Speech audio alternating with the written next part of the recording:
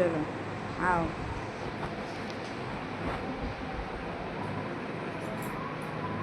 हाँ तो मेरे प्यारे बच्चों, क्या हाल चाल है? ठीक ठाक हैं आप लोग? तो आप तमाम प्यारे बच्चों का रविंद्र ऑनलाइन क्लास प्लेटफॉर्म पर मैं रविंद्र सर आप तमाम बच्चों को प्यार भरा मेरा नमस्कार। तो मेरे साथ जितने भी बच्चे हैं मेरे चैनल को देख रहे हैं, मैं पुनः एक बार सभी बच्चों का रविंद्र ऑनलाइन क्लास प्लेटफॉर्म पर मैं रविंद्र सर आप लोगों का स्वागत करता हूँ, आदाब करता हूँ। राधे राधे। मेरे तमाम प्यारे बच्चों, आज मैं आप लोगों के बीच बहुत ही बेहतरीन टॉपिक लेकर के उपस्थित हुआ हूँ। आज का हमारा टॉपिक है हड़प्पा सभ्यता। इस टॉपिक से निश्चित रूप से 12वीं में प्रश्न तो आते ही आते हैं और कंपटीशन में भी यहाँ से प्रश्न पूछे जाते हैं मेरे भाई। आज मैं क्लास शुरुआत करने जा रहा हूँ एक प्यारा सा मोटिवेशन के साथ। तो देखिए मेरे दोस्त, आज का मोटिवेशन है रख हौसला वो मंजर भी आएगा। रख हौसला वो मंजर भी आएगा, हर प्यासे के पास चलकर समंदर भी आएगा। हाँ तो मेरे प्यारे बच्चों, इसी मोटिवेशन के साथ मैं क्लास आरंभ करूंगा और जितने भी बच्चे मेरे इस चैनल को देख रहे हैं, मैं सभी प्यारे बच्चों को कहना चाहूँगा कि अधिक से अधिक मेरे इस चैनल को लाइक करें, सब्सक्राइब करें, दोस्तों के भी शेयर करें और मेरा क्लास देखने के बाद निश्चित रूप से कमेंट करें। कमेंट की भी आशा रहती है। मैं एक प्यारा सा गीत सुनाता हूँ, फिर मैं क्लास आरंभ करूँगा। अब की बरस तुझे धरती की रानी कर देंगे। अब की बरस तुझे धरती की रानी कर देंगे। अब की बरस। हाँ तो मेरे प्यारे बच्चों, अब मैं क्लास आरंभ कर रहा हूँ। मेरा आज का क्लास है, देखा जाए, क्लास 12वीं। 12वीं के लिए स्पेशल क्लास है और ये कंपटीशन प्रतियोगिता परीक्षाओं के लिए भी यह टॉपिक इम्पोर्टेंट है मेरे भाई। आज का क्लास है, देखा जाए, हड़प्पा सभ्यता। आज मैं आपको पढ़ाने के लिए जा रहा हूँ भाई हड़प्पा सभ्यता। हड़प्पा सभ्यता में आज है पार्ट फर्स्ट। आज मैं पार्ट फर्स्ट लेकर के आपके बीच आया। चैप्टर थोड़ा लंबा है, एक पार्ट में कंट्रोल करना मेरे प्यारे संभव नहीं है। तो सबसे पहले मैं आपको बताना चाह रहा हूँ कि देखिए, पुरातत्व हमारा आज का फर्स्ट टॉपिक है। पुरातत्व क्या है? पुरातत्व के बारे में बता रहा हूँ। पुरातत्व जो है मेरे भाई, इतिहास के जानकारी का एक स्रोत है। इसके माध्यम से हम लोग हमारे पूर्वज किस प्रकार जीवन जीते थे, उनकी वेशभूषा कैसी थी, उनका खान पान कैसा था और तकनीक कैसा था, इन सभी चीजों की जानकारी मिलती है। यह पुरातत्व का आया समझ में मेरे भाई? मैं वही लिखा हूँ। पुरातत्व क्या है? देखिए, आपसे पूछेगा पुरातत्व क्या है। देखिए, पुरातत्व क्या है? देखिए, पुरातत्व इतिहास की जानकारी का स्रोत है। ठीक है, इसके माध्यम से पहले के लोगों के जीवन का तरीका, वेशभूषा, खान पान, तकनीक इत्यादि की जानकारी मिलती है ना। ये पूरा तत्व कहलाता है। मेरे भाई उम्मीद है पूरा तत्व आप आसानी से समझ गए होंगे।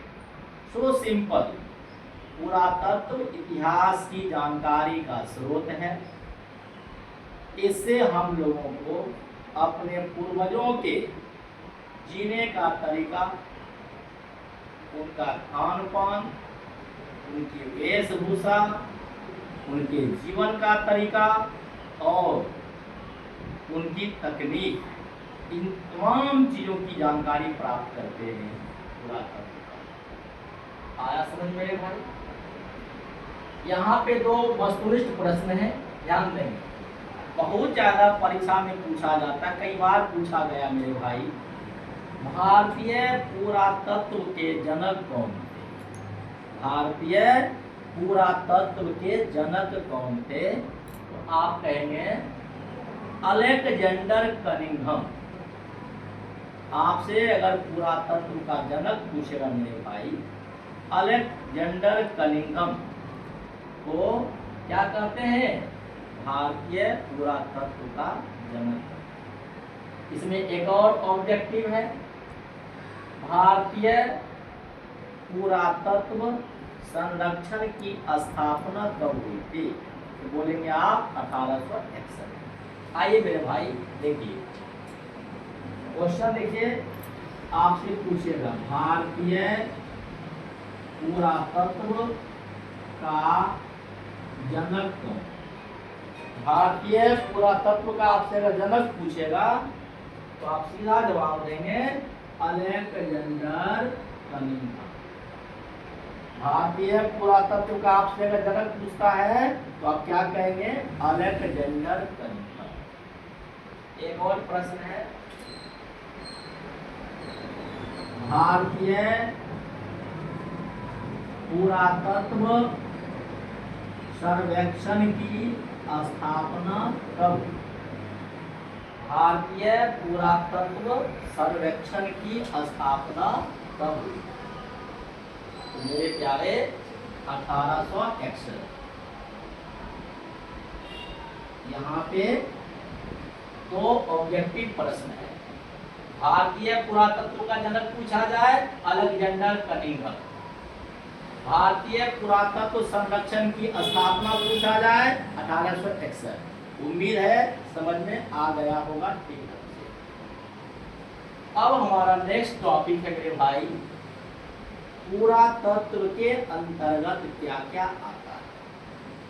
आप पुरातत्व किसे कहोगे? क्या है पुरातत्व?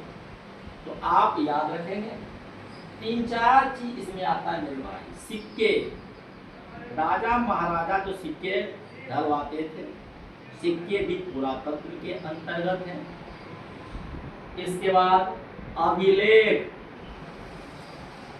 खंडहर और स्मारक।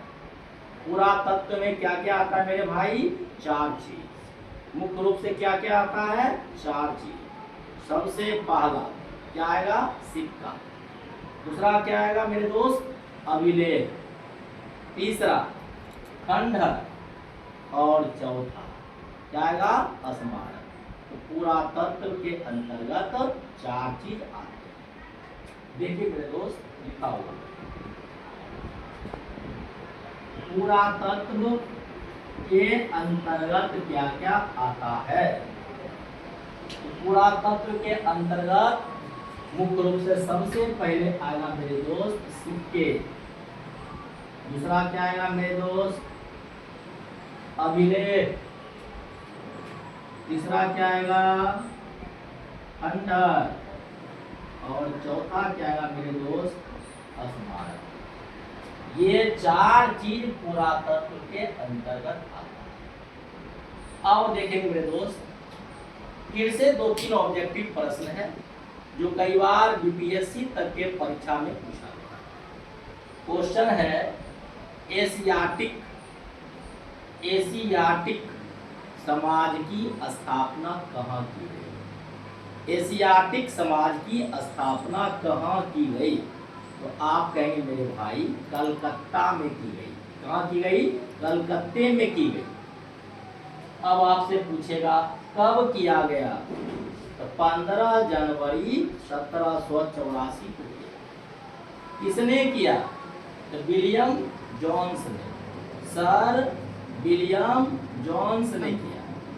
एक बार बढ़िया से समझ लीजिए, परीक्षा में प्रश्न देगा एशियाटिक सोसाइटी की स्थापना किसके द्वारा की गई?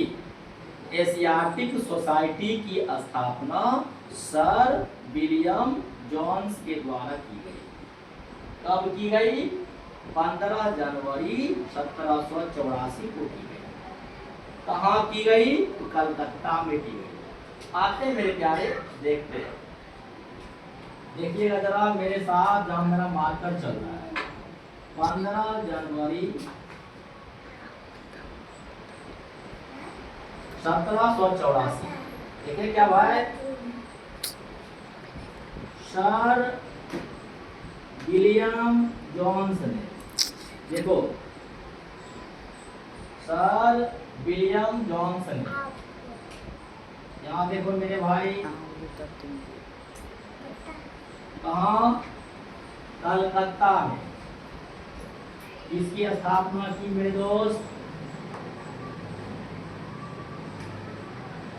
एशियाटिक समाज की स्थापना। यह क्वेश्चन बहुत ज्यादा इम्पोर्टेंट है, कई बार परीक्षा में पूछा गया।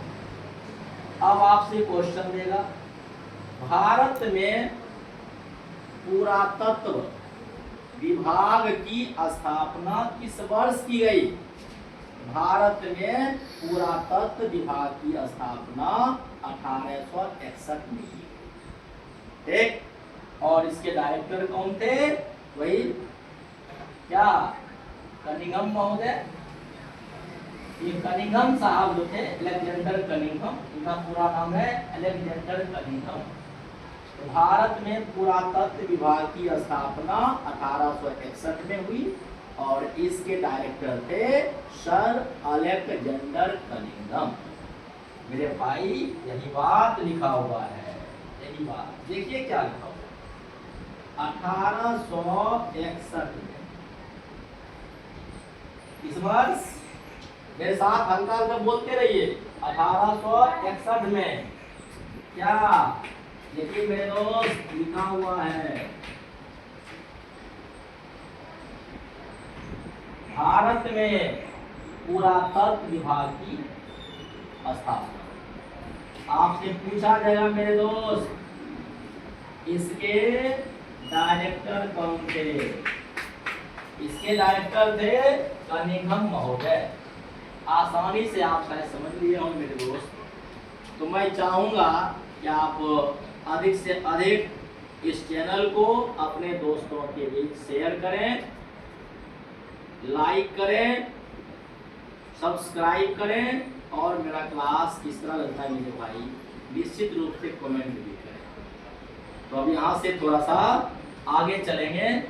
हमारा अगला जो कंटेंट है मेरे भाई उस पर ध्यान देंगे।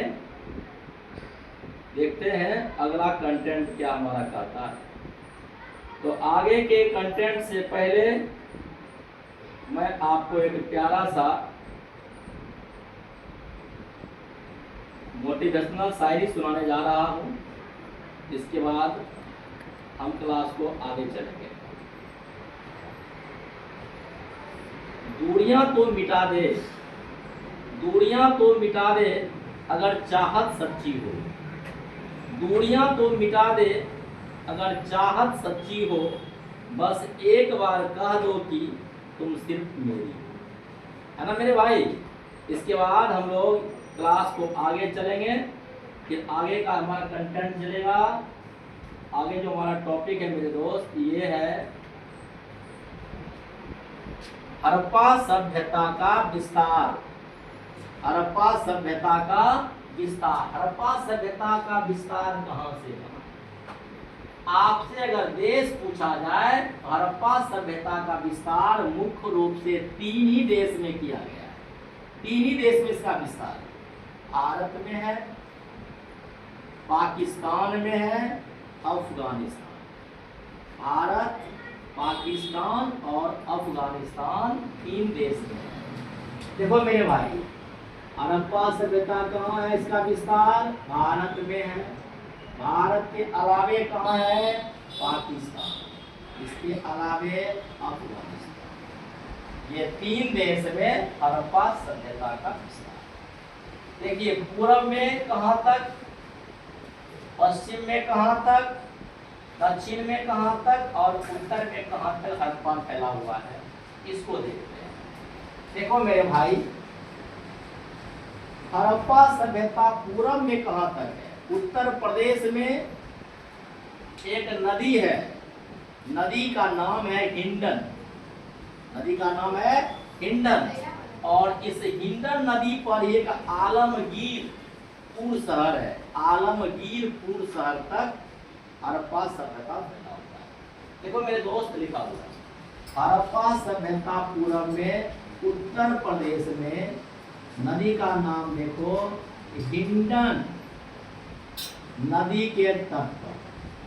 इस नदी की तट की बात हो रही है मेरे भाई, हिंडन नदी के तट पर। जगह का नाम क्या हुआ? यहाँ भी देखो, जगह का नाम है आलमगीरपुर। यहाँ तक है, कहाँ? पूरब। अब देखिए पश्चिम में ये कहाँ तक फैला हुआ है? पश्चिम में हड़प्पा सभ्यता कहाँ तक फैला? पाकिस्तान के मकरान तट पर, बलूचिस्तान और ईरान के सीमा तक। पाकिस्तान के मकरान तट पर, बलूचिस्तान और ईरान की सीमा तक फैली हुई है। किधर? पश्चिम में। क्या फैली हुई है? हड़प्पा सभ्यता। देखो भाई, हड़प्पा सभ्यता पश्चिम में पाकिस्तान के तट, पाकिस्तान के मकरान तक। कहां से कहां? बलूचिस्तान और ईरान की सीमा तक फैला हुआ पश्चिम में मेरे भाई। अब देखते हैं दक्षिण में कहां तक फैला हुआ है। दक्षिण, दक्षिण में महाराष्ट्र के, दक्षिण में महाराष्ट्र के दायमाबाद तक फैला हुआ है। दक्षिण में कहां तक? महाराष्ट्र में दायमाबाद तक। वही लिखा हुआ है मेरे भाई, देखने की कोशिश कीजिए। महाराष्ट्र, महाराष्ट्र में कहा? दायमाबाद तक फैला। ये कहानी थी मेरे दोस्त दक्षिण। अब देखते हैं उत्तर में हड़प्पा सभ्यता उत्तर में कहां तक फैला हुआ है? जम्मू कश्मीर के मांडा तक। उत्तर प्रदेश में कहा? जम्मू कश्मीर के मांडा तक हड़प्पा सभ्यता आपका फैला हुआ है। वही लिखा हुआ है मेरे भाई, याद रखो। जम्मू कश्मीर के मांडा तक फैला हुआ है। हड़प्पा सभ्यता का विस्तार मुझे लगता है आपने समझ लिया। अब ये जो कंटेंट आपके सामने टॉपिक है कार्बन 14 पद्धति मेरे दोस्त, बहुत ही जबरदस्त टॉपिक है। BVI most important, very very important प्रश्न। यह प्रश्न बहुत ज्यादा पूछा जाता है। सीधा आपसे पूछेगा कार्बन 14 पद्धति क्या है? तो ध्यान देंगे कार्बन 14, मैं आपको ओरल समझाता हूँ, फिर मैं आपको रिटेन में लेकर जाऊंगा। कार्बन 14 पद्धति आयु निर्धारित करने की वैज्ञानिक विधि। इसका कितना आयु है ये जांच करने का यह एक वैज्ञानिक विधि है। प्रत्येक जीवित जीव में कार्बन 14 और कार्बन 12 दोनों पाया जाता है। जब जीव की मृत्यु हो जाती है, कार्बन 12 स्थिर रहता है और मरने के बाद मेरे प्यारे कार्बन 14 घटने लगता है। कार्बन 14 जितना घटता है, जितना कम होता है, जीव उतनी पुरानी मानी जाती है। उम्मीद है कार्बन 14 पद्धति आपने समझ लिया होगा। देखिए इसमें दो ऑब्जेक्टिव है। कार्बन 14 पद्धति की खोज किस वर्ष की गई? 1946 में। किसने किया मेरे दोस्त? अमेरिका के एक रसायन शास्त्री थे जिनका नाम था W.F. लीवी। W.F. लीवी। आइए देखते हैं, आपसे क्वेश्चन देगा मेरे दोस्त। कार्बन 14 पद्धति क्या है? देखिए मेरे भाई, ध्यान दीजिए मेरे मार्कर पर। सारे बच्चे और मेरे साथ साथ धीरे धीरे बोलते रहे। कार्बन 14 पद्धति की खोज किस वर्ष हुई? 1946। कहाँ के वैज्ञानिक ने किया? अमेरिका के वैज्ञानिक ने किया। वैज्ञानिक का नाम क्या था? W.F. लीवी। मैंने बताया था ना, कार्बन 14 पद्धति जो है मेरे दोस्त, यह आयु जानने की वैज्ञानिक विधि। वही लिखा हुआ प्रत्येक जीवित वस्तु में। यहाँ देखो मेरे भाई, कार्बन 12 और कार्बन 14 दोनों पाया जाता है। कार्बन 12 भी होता है और कार्बन 14 भी। जब जीव मर जाता है, या देखो मेरे दोस्त, मरने के बाद यहाँ ध्यान दीजिए, कार्बन 12 क्या होता है भाई? कार्बन 12 स्थिर होता है। घटता है क्या मेरे दोस्त? कार्बन 14 घटने लगता है। और कार्बन 14 की मात्रा जितनी कम होगी, जीव उतना ही पुराना माना जाता है। मेरे दोस्त, उम्मीद है कार्बन 14 पद्धति आपने बढ़िया से समझ लिया होगा। आइए मेरे प्यारे, अब हमारा कुछ टॉपिक है जो इंटर के परीक्षा में निश्चित रूप से यहाँ से एक प्रश्न जल निकास प्रणाली, स्नानागार और अन्नागार, 3 टॉपिक में से एक प्रश्न निश्चित रूप से आएगा।